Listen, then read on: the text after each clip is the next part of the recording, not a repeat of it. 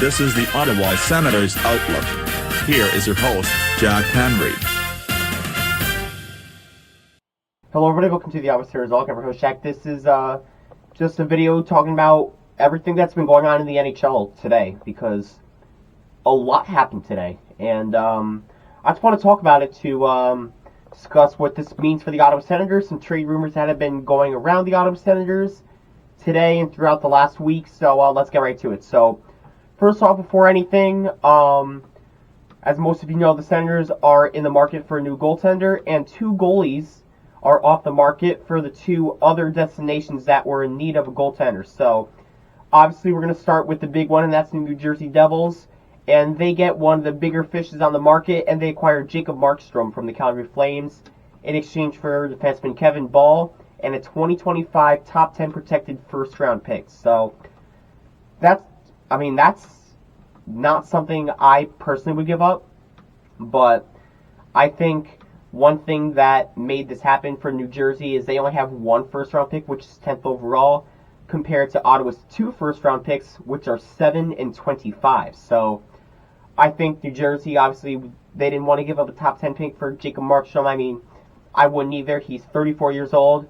And then Kevin Ball, who was a left-shot defenseman, but he was pretty much expendable because they signed Curtis McDermott, who they acquired at the trade deadline.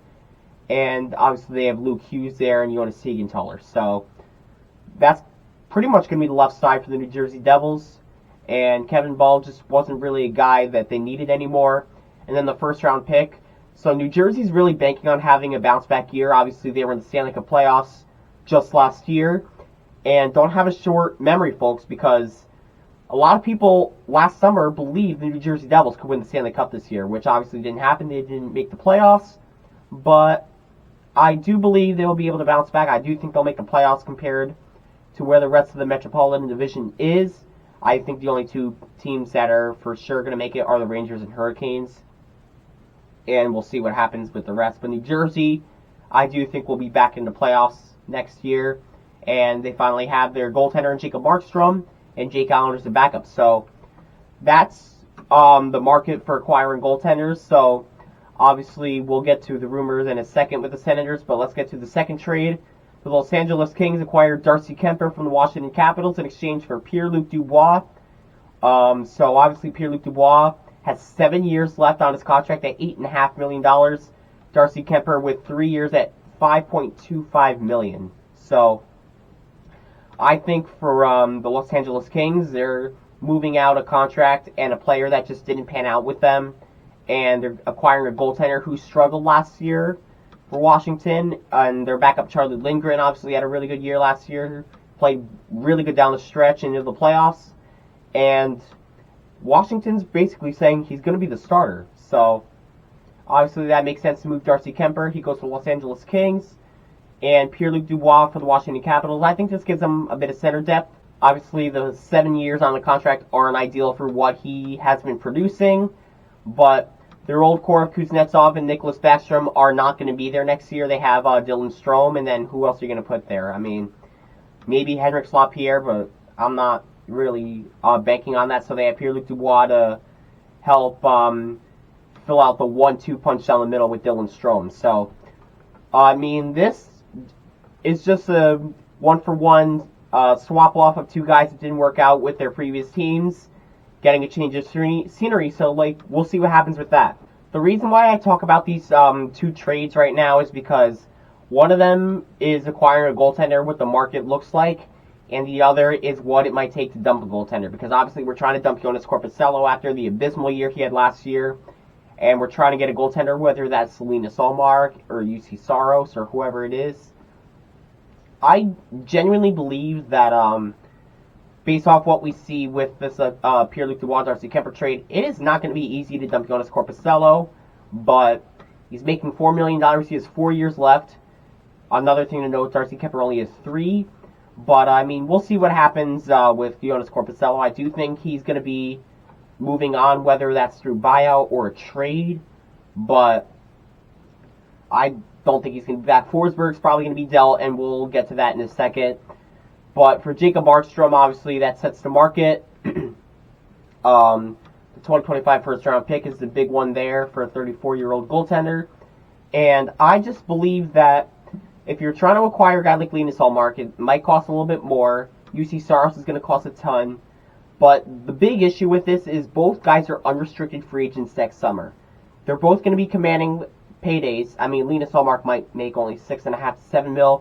UC Saros is probably going to make at least $8 million. He's going to be in that tier with like Andrei Vasilevsky and whatnot. But those guys are damn good goaltenders. So you're going to have to give to get, and that's going to be tough. I said it since this, like, over the last couple weeks. My ideal trade target, if he's willing to wait for a Canadian market, is John Gibson from the Anaheim Ducks. I just think he makes a lot of sense. Obviously, he doesn't have great numbers over the last couple of years, but I do think he needs to change the scenery and to be on a better team in order for his stats to be better. I don't need the 2017 John Gibson where he's putting up like 925 numbers. Only if he could be like a 905 guy, at least like 905 to 915, which he's capable of doing. That's all the Senators need. And even if it's not John Gibson, whether it's maybe even a Philip Gustafson who's been out on the market, whoever it is, we need consistent goaltending, and we just haven't gotten it from Forsberg and Korpisalo. So that's what it is for that. And then the Dubois for Kemper swap. I mean, I don't know how much it's going to take the cost, or how much it's going to cost to dump Jonas Korpisalo, but hopefully it's not something ridiculous. I just believe that if the Senators are willing to sign him, I don't know how much it's going to cost. I've seen things like maybe like $3 million. I've seen other things that it might cost $5.5 million. So it ultimately depends on what the market is for defensemen for free agency, because Chris Tanev is one hell of a defenseman. He's 35 years old, so that's kind of where the price tag might come down a little bit, just because he's getting up there in age. But Chris Tanev is still one good defenseman. And the reason why I bring him up again is because the Senators, over the last week, as most of you know, they've been trying to trade Matthew Joseph, which at the time I couldn't really understand why. But a guy that they were looking at to potentially lure Chris Tanev is his brother Brandon, who's with the Seattle Kraken right now. Obviously, he's making $3.5 million. He's going to be an unrestricted free agent next summer, so we'll see what happens with that. Salary retention could be involved. I'm not 100% sure with that. But Brandon Tanev and Matthew Joseph are two different players. They can forecheck. They can play penalty kill minutes. They're good defensive forwards. Matthew Joseph has more speed, and Brandon Tanev has more bite. He's more physical. He'll drop the gloves more often, which is something the Senators need, because the Senators are soft like Charmin. I mean, I couldn't put into words how soft they are, so Brandon Tanev would definitely get more physicality in there, and I think he's probably worth maybe a third-round pick, to be honest with you. But Brandon and Chris, if they both were to come to Ottawa, that would be awesome. And finally, let's get to the biggest rumor of the day with the Ottawa Senators. Apparently, they are very close, or it's basically confirmed. It's not going to be really leaked until the draft, I heard. But there are rumors to be making a trade with the Philadelphia Flyers. And that's been in rumors for like quite some time now. The Senators and Flyers have been trade partners in like different speculations over the last like few months since like training camp. And it's obviously going to like, I don't know, you could definitely feel like it might involve guys like Jacob Chikrin and Scott Lawton in some kind of trade package like that. But I heard that it can involve different pieces. Multiple defensemen apparently are on the market according to a source that was brought up on Twitter to somebody. Steve Staios is shopping multiple defensemen. Erik Brandstrom is obviously on the move too, but another guy that's been in rumors is Thomas Chabot. His no-trade clause kicks in on July 1st, and he's making $8 million. I would be willing to move him, to be honest with you. I've been saying, even if we move Chikrin, I definitely would consider moving Chabot too. He's not good enough to be making $8 million. He never stays healthy enough, and even though Jacob Chikrin has had health issues as well, he played 82 games this year. Wasn't as effective as like a physical, like blocking shots defenseman, obviously. He was abysmal on the defensive side of the puck this year. But he was able to stay healthy for all 82 games. And that was a big focus of him, like he said. And we'll see what happens with that. But Thomas Chabot, I mean, we see what happens with that. Matthew Joseph has been in rumors, like I said. Erik Brandstrom. But another guy rumored with the Philadelphia Flyers that could be going to the Ottawa Senators, especially last summer too, is Travis Konecny. He's going to be an unrestricted free agent as well next year.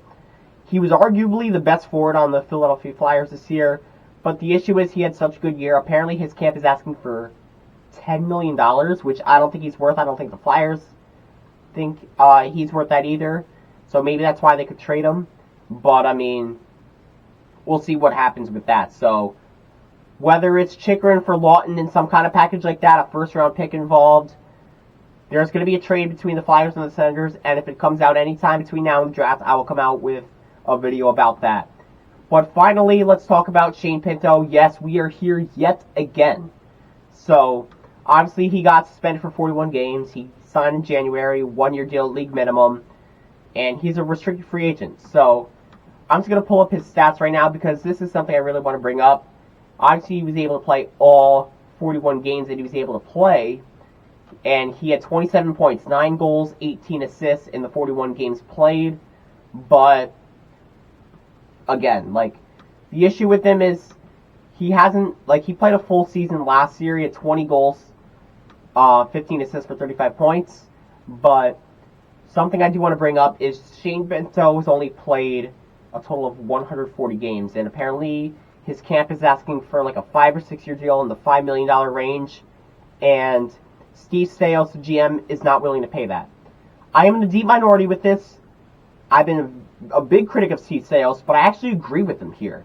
I think even though he has the potential of being a good second-line center in the future, I'm not willing to give that to him.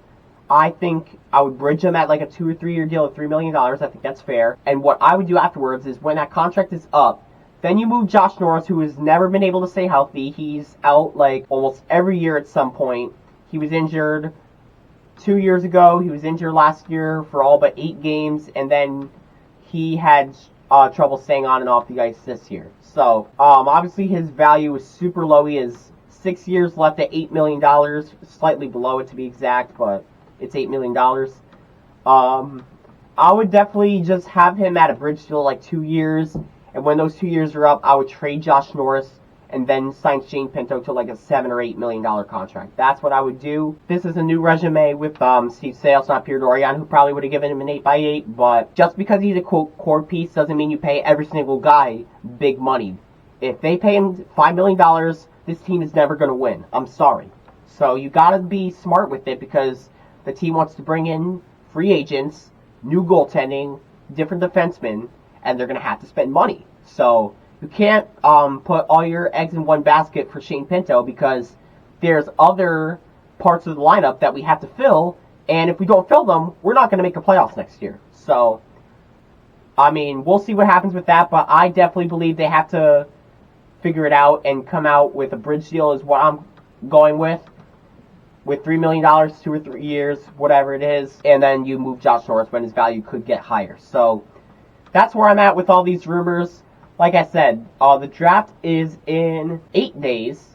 By the time this video comes out, it will be June 20th. The draft is on June 28th in Las Vegas at the Sphere. So, I'll keep you with updates on everything. I'm going to be talking about the draft, who the Senators could take at 7, and I'm going to have a full mock draft. So, we'll see what happens with that. Comment down below your thoughts on this.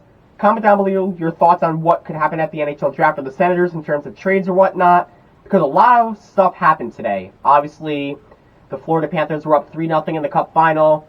Edmonton won 2 more games. NHL GMs just got pissed off, and they just said, you know what, we got to make these moves. We want to make these moves, and here it is. So, I expect a lot more to happen over the next 8 days, and I'm looking forward to it. So again, comment down below your thoughts, but for now, this is Jack Miguel Sarah and Go Sens Go. Thank you for watching this presentation of the Ottawa Senators Outlook. For more of this podcast, click on the videos on the left, and subscribe by clicking on the icon on the right. Thank you.